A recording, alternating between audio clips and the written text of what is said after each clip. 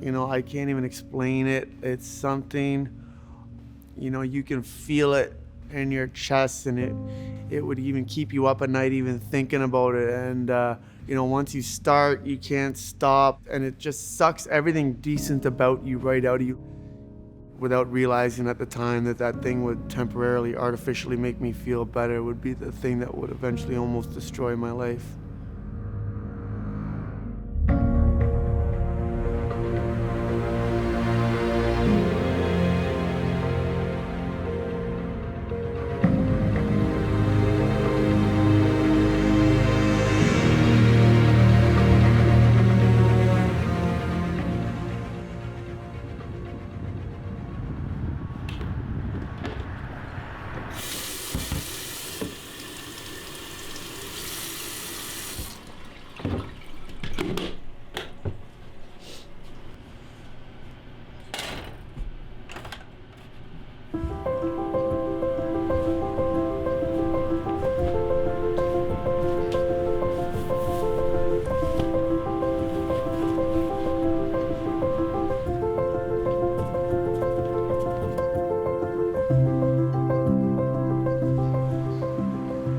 My name is Jesse Bruce. I'm one of the co-founders of One Academy, a 10,000 square foot training facility in Toronto, where I'm the programming director and a trainer.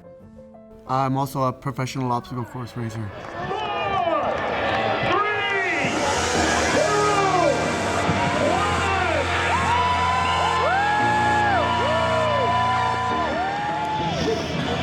What's up, guys? So we are 30 miles in. I love obstacle course racing, basically the challenge, the test. Can you run? Can you run up a hill? Can you run down a hill? You have to be strong. You have to have good endurance. Can you carry yourself up a rope through a rig? Can you carry a 70-pound sandbag up a mountain? I don't know yet fully, but I think you might have locked in third place. Really? I don't know, but just a few minutes left. And how was that? Oh my God. I've done some hard things in my life, but that was hard. There's a whole lot of stuff going through your head in that time. The last 20K I was fighting. The last 4 laps I had nothing. I had to go backwards down the hills. The knees, everything, my IT veins. There wasn't a spot on my lower body that wasn't just like done.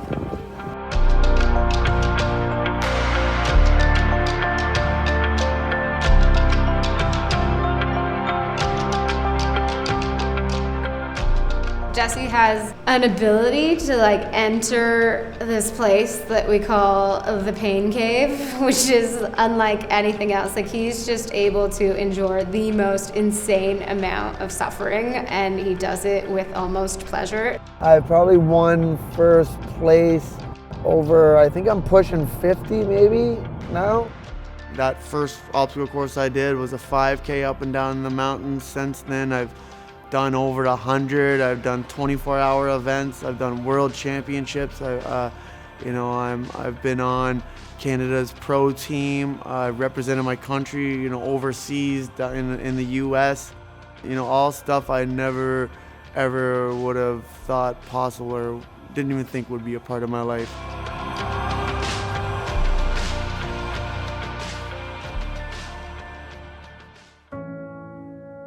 As far as I can remember being a kid, I never quite, fit in. I felt always on the outside. I didn't feel like I was ever, liked. It was a place I didn't want to be. I remember always, faking sick.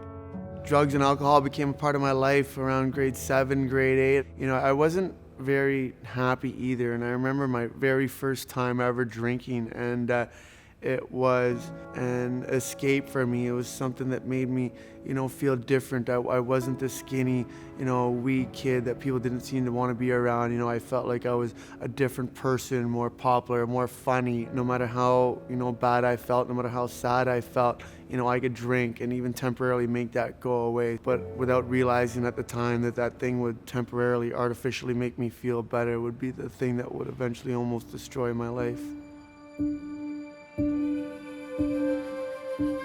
Oh, he was a pretty energetic fellow. He played with the neighbor kids, and I remember one great story they had was him chasing one of the other kids down the street with a hatchet, and things like that. So he had a bit of a reputation, but he was a beautiful-looking kid, and he was a loving kid. Our family was a loving family, but there was some defects, I guess you might call them. And nobody's perfect, and we were not. His parents were having some difficulties, and he would have been about 15 at the time, so not an ideal time to have that going on.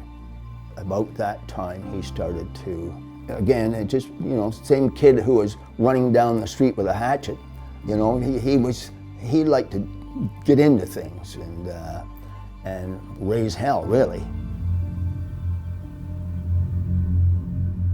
My life was about the weekend and getting to that weekend and drinking and escaping and having fun. Then it would eventually grow to something I would become dependent on, and before you know it, you're physically addicted to this stuff. And then for me, it was almost like a mental addiction. You're doing this stuff, not realizing what you're getting into, and the highs are so high that the lows are so low, and then every time you come out of it, you're even lower than you were before.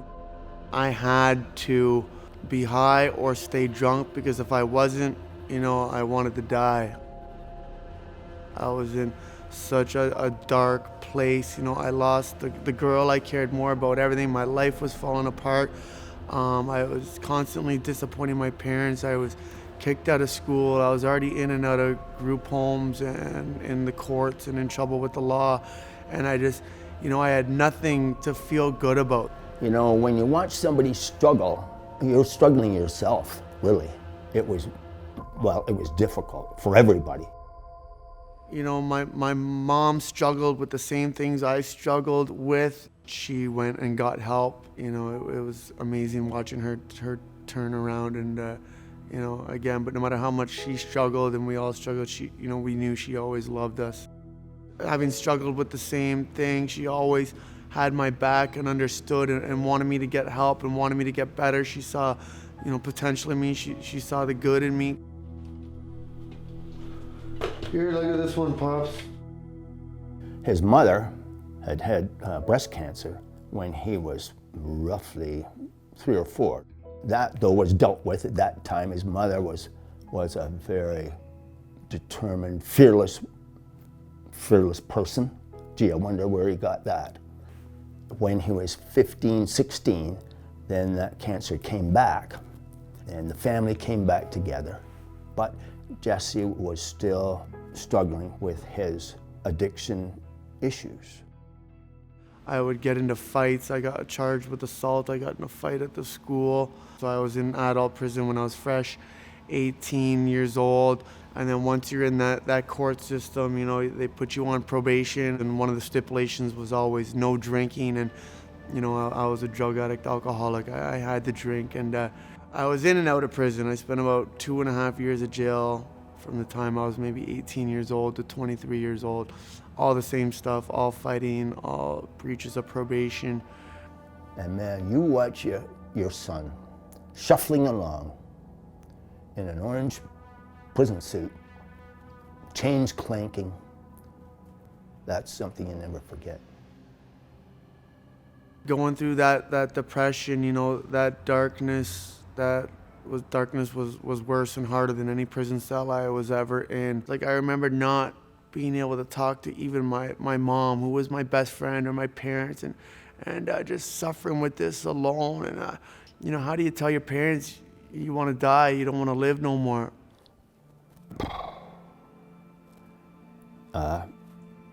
His mother had pain in her side, so she was diagnosed that her cancer had spread to her bones, to her ribs, and so that was serious stuff. So I was in jail at this time, and I would eventually get sentenced to weekends that I was to serve Saturday, Sunday, as long as I had a job. And my mom wanted me to take it because she wanted me to live with her over this time. One night, I would fall to my addiction again. I would have a few drinks, and that turned into a bunch more, and drugs, and me not being able to stop. And it was so hard to watch. I remember just trying to talk to her, and just it was just bawling, trying to talk to her, and watching, the one person who loved me my whole life, the one person who, no matter what, when it seemed like the world didn't want nothing to do with me, she still did. To see her in that state was just so hard to watch. And I remember going and saying bye to her and giving her a hug and a kiss, and went with my aunt to turn myself in for the weekend, and that was the last time I saw her alive. Just that thought, like, you piece of garbage, you couldn't stay sober for the last night of your mom's life, the person that loved you more than anything. I tried to stay as drunk as I could for as long as I could, because I was masking the pain, I was trying to cope. I remember it physically hurt. Like my chest would pound, my heart would pound, and I would go days without sleeping, and just that, just that guilt and shame be overwhelming, and just that feeling of hopelessness and sadness, and I was dying inside, and I didn't see a shot of any happiness or success in my future. I wanted to die. I spent every single day, I would get on my knees and beg to a God, to take my life.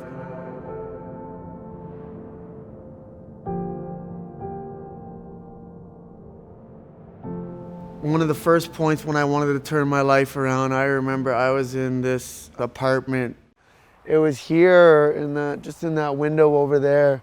I'm sitting in this apartment, and young people, older people in their 40s and 50s, and the people smoking crack, and I'm just looking around this room, and I was just asking myself, I'm like, is this what you want for your life? Like, is this what your life is gonna be? Are you gonna be 40, 50 years old sitting here, still trying to get high, still doing drugs? I'm like, this isn't what I want. One of the positive things about being in prison was one of the sentences I was in when I was about 19 years old. I was in for about 6-7 months, and the jail had weights, and I started, lifting these weights and eating regularly. My body changed significantly. I put on a lot of weight, a lot of strength over that 6 months, and I came out literally a different person. And even though I didn't have much else going on good for me at that point in my life, it was one thing that made me feel good about myself. It was, a feeling of hope. One Academy was just built around the community that Jesse had already started to build. It is, as soon as you walk in, you sense that feeling of community, that support, that someone believes in you and someone has your back, and everyone has something that they're working on, and you might not know what it is, but you feel it when you're in there. You know that everyone has their thing, and that you're there and you're helping them. Oh, Jesse's just probably one of the most badass people I've ever seen. He's always thinking of everybody else, and always has a high five or a hug, and just the friendliest guy. They have no clue what they're capable of, and he brings out the best in everybody. He makes you believe that you can literally move mountains. I want that whole body rigid, from the heels right to the head. Abs on, squeeze, 5 push-ups, back to the high plank. The ultimate test, measurement of the heart of a man or a woman doesn't happen when it's easy. It doesn't happen when you're comfortable, confident, feeling strong. It happens when it's hard. It happens when you are in pain. It happens when you are in a dark place, when you are brought to your freaking knees. Now, a lot of times here, I ask people, I say, all you gotta do is your best. And I say, you do your best every single day, you will get stronger every single day. But today, I want more than that. I want more than your best. I want you to break down walls today. I want you to get to the next level today. Achieve a whole new level today. I want you to see how far you can take that body today and still pushing forward. See how much pain you can put that body in today. And when you're in that pain and that point, you don't think you can go on any longer. That's when you close your eyes and you think about everything you've already been through in this life. Everything you've already endured in this life. And you do whatever you've got to do to keep fighting forward. And no matter how dark it gets, there is always a finish line.